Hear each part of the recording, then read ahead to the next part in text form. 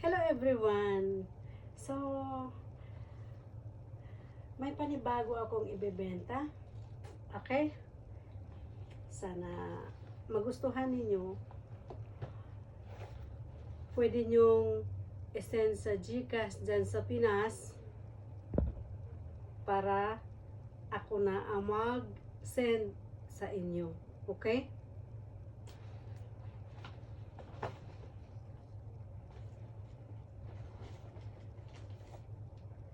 Ito ay may papel, may resibo, may resibo.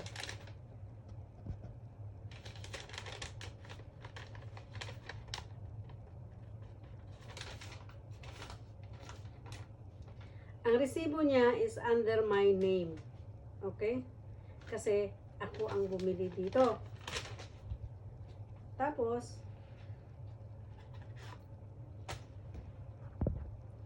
ang gagawin nyo lang, sisend nyo lang yung bayad niyo sa anak ko sa GCash niya. Tapos, through sa anak ko, siya ang magsisend dito sa akin. Okay?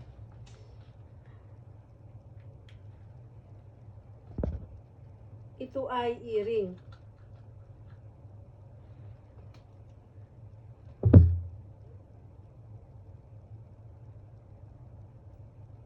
Ayan. Ano po to? Uh,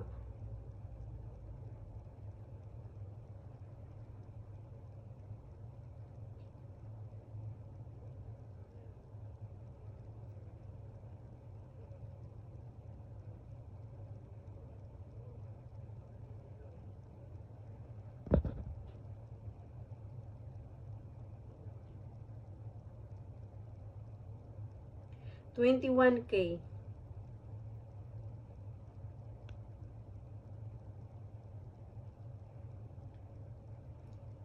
Ayan. 21K siya. Ito siya.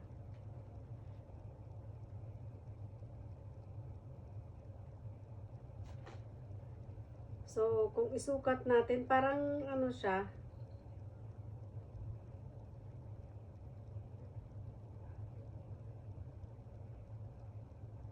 Ano ba yan? Mahirap dito sa kabila. Dito sa kabila. Dangling ba to ang tawag dito?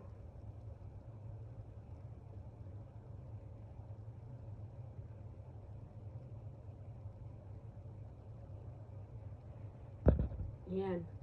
Dangling po siya. Okay? Ayan siya. Ang ganda. O, diba? Ang ganda po niya. Ayan. Binili ko po siya ng 800 real. Okay? 800 real. So, may resibo.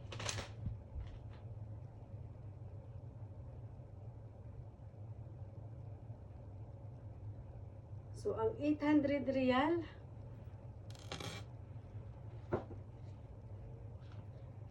nasa 12,800 or depende yon.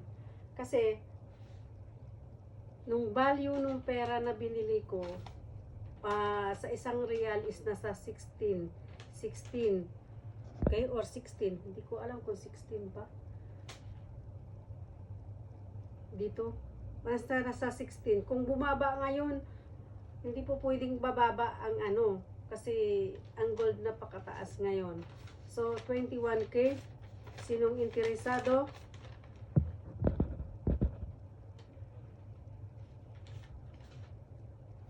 Ilalagay ko yung number ng anak ko para send nyo yung pera. 12,800. Hindi pa po kasama doon yung tax kasi isi-send ko pa po dyan. So, babayaran nyo. Sige, magano ako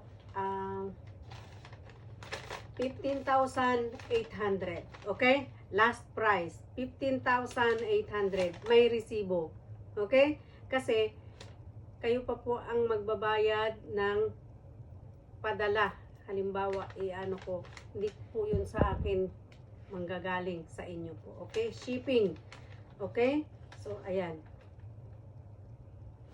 Sinong interesado, comment down below. Okay? Salamat. Yan o, merong lagayan po yan.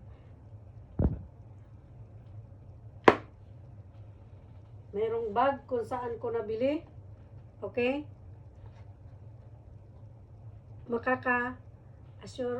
May assurance po kayo na legit. Okay? So, sinong interesado, comment down below. Anong item?